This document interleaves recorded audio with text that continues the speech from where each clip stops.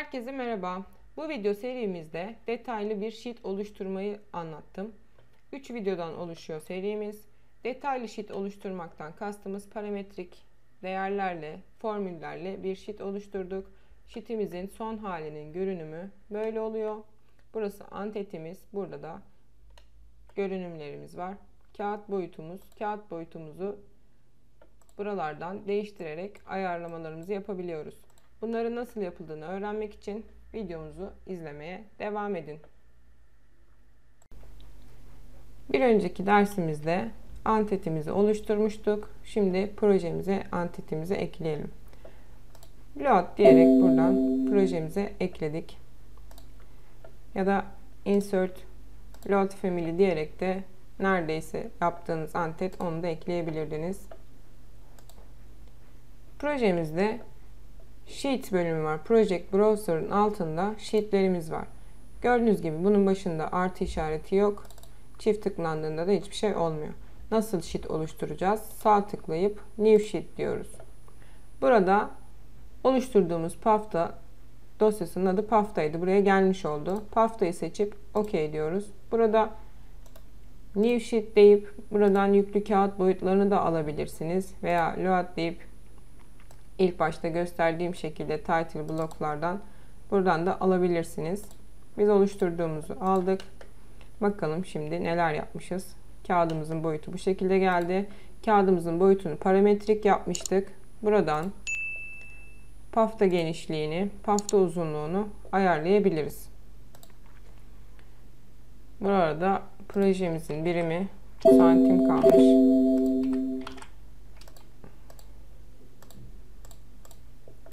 Paftamızı milimetrik oluşturmuştuk. Ona göre devam edelim. Mesela burayı 1000, burayı da 800 yapsak. Gördüğünüz gibi değişiyor. Antitemiz yerinde sabit kalıyor.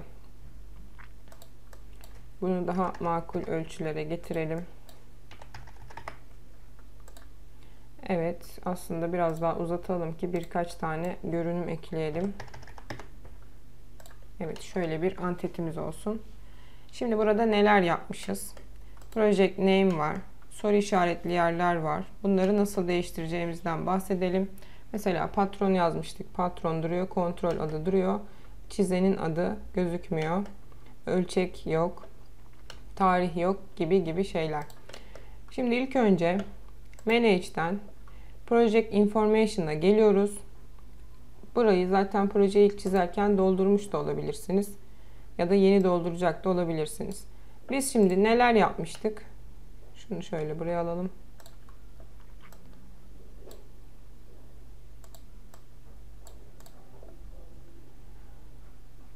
Building name'imiz vardı. Bu bizim aslında proje adımızdı. Burada soru işareti olarak görünüyor. Bunu yanlış mı eklemişiz? Neden soru işareti? Mesela emlak konut 1-2-3 diyelim. Sallıyorum. Evet, proje adımız buraya geldi. Çizim adına gelelim. Project name, information'a geldik. Project name. Mesela A blok havalandırma tesisatı. OK dedik. Gördüğünüz gibi çizim adımız da buraya gelmiş oldu. Başka neyimiz var? Çizen. Yine project information. Buraya tarih yazalım. Mesela biz şu an Mayıs'tayız. Mayıs 2020 diyelim.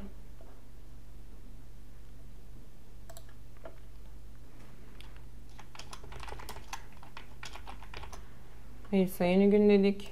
Proje numarası mesela şöyle bir şey olsun. Evet. Proje numaramız doldu. Tarihimiz doldu. Çizen dolmadı. Neden dolmadı?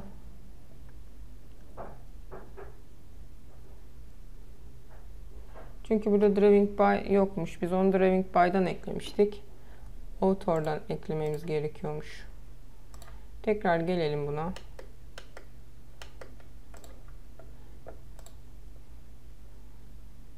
Evet.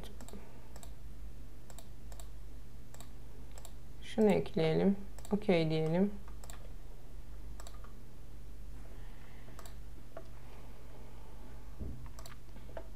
Evet, şimdi olmuş oldu. Şimdi olmayan ne var? Firma adları zaten standart olacak dedik. Kontrol adı ve patron standart. Ölçek dosyamıza atınca gelecek. Revizyon numarasıyla çizim numarası yok. Bunları nasıl yapacağız? Tekrar Manage'e gelelim. Proje Parameters diyelim. Burada ekliyoruz. Paylaşılan parametreler, oluşturduğumuz parametreleri ekleyeceğiz. Select diyoruz. Burada çıktı. Revizyon no adı altında parametre oluşturmuştuk. Çizim no ve revizyon no geldi. Revizyon neyi seçip OK diyelim. Burada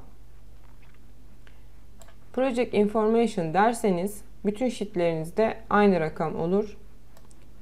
Sheet derseniz her sheetinize ayrı revizyon numarası verebilirsiniz. Ben şimdilik sheet diyorum. Instance diyoruz ki her sheetimize ayrı numara verebilmek için. Burası text olarak kalıyor. OK dedik. OK dedik. Şimdi gördüğünüz gibi buraya yazı yazabiliyoruz. Mesela buna yazamıyoruz. Buna yazamıyoruz ama buna yazabiliyoruz. Revizyon numarası mesela R02 olsun. Evet. Çizim numarasına bir şey yazamıyoruz. Onu da ekleyeceğiz. Manage, Project Parameters, Add diyoruz. Paylaşılan parametrelerden çizim no'yu ekliyoruz. Bunu yine sheet'e ekleyeceğiz. OK dedik. Yani siz nasıl kullanmak istiyorsanız öyle yapın aslında. Sadece tek sheet'lik bir proje çiziyorsanız buna göre bunların her şeyi parametrelere göre yapabilirsiniz.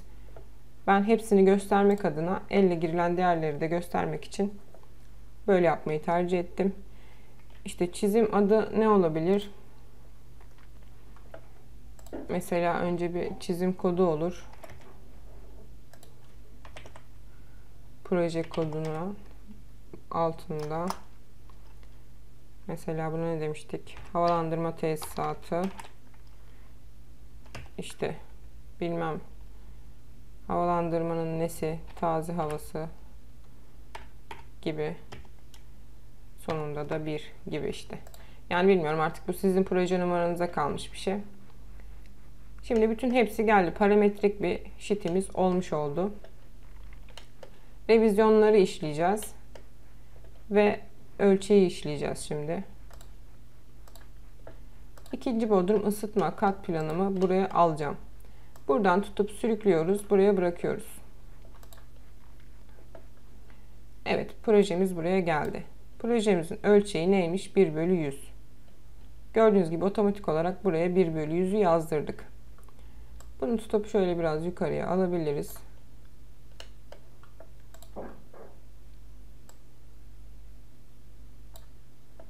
Alamadık. Burada projenize de gelip buradan ölçeğini de değiştirebilirsiniz. Ya da sheet'inizdeyken buradan da ölçeğini değiştirebilirsiniz. Bunu yapmak için önce View Template'te, yani görünümünüzdeki şu tiki kaldırmanız gerekiyor. OK dedikten sonra buradan ölçeğini 1/50 yapabilirsiniz. Veya 1/200 yapabilirsiniz. Bu ölçeği değiştirdiğinizde burası ve burası değişecektir. Biz bunu 1/200 yapalım.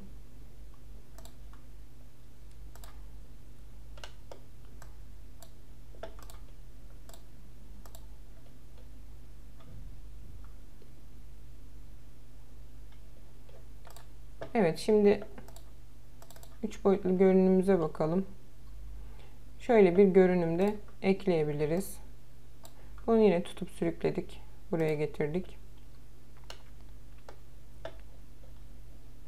Bunun ölçeğini de aynı yapmamız gerekiyor.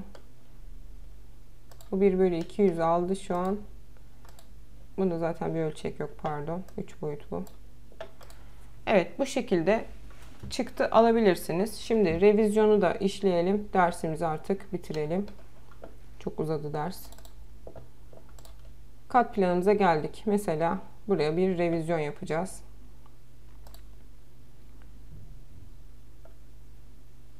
Anota tıklıyoruz. Revizyon bulutuna geliyoruz. Bir rectangle çizelim. Burayı revizyon bulutunun içine almış olduk. Burada da revizyon 1 yazıyor. OK deyip kapatalım. Manage'den Object Styles, Annotate Object. Buradan revizyonların şeklini değiştirebilirsiniz.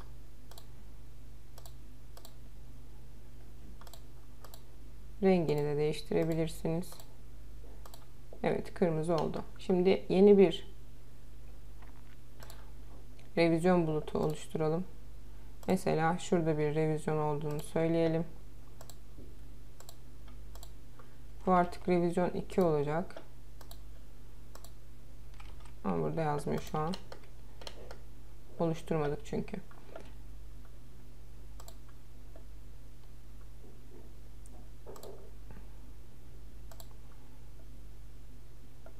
Evet, Manage'de revizyonlarımızın olduğu yer var. Buraya gelip numerik de yazabilirsiniz. Buraya tarihini yazabilirsiniz.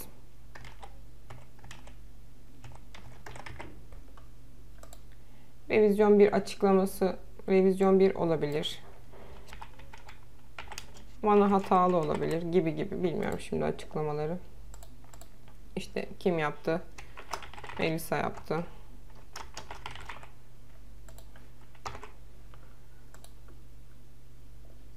İkinci revizyonu ekleyelim. Buraları değiştirmeyelim. Aradaki farkı görelim. Burada alfanumerik dediği yani revizyon 1, revizyon 2 gibi numaralar yazabilirsiniz. Veya 1, 2, 3, 4 diye. Numeriklerin başına veya sonuna harf ekleyebilirsiniz. Mesela R-0 ekleyebilirsiniz. OK dediğiniz zaman revizyon numarası gördüğünüz gibi böyle oluyor.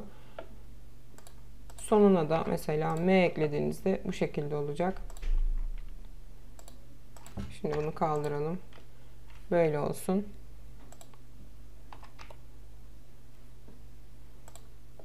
Burası da arkların uzunluğunu belirtiyor.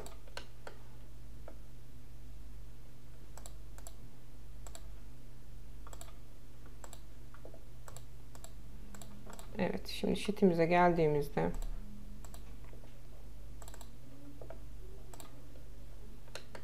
revizyonlarımız buraya gelmiş oluyor.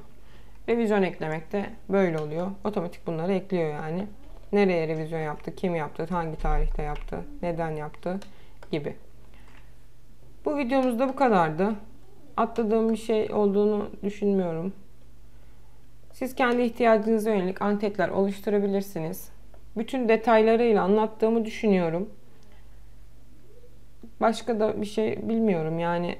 Sormak istediğiniz şeyler olursa tekrar sorabilirsiniz. Yapamadığınız yerler olursa veya sürüm farkından dolayı sizde farklı görünen yerler olursa, ben 2018'de kullanıyorum.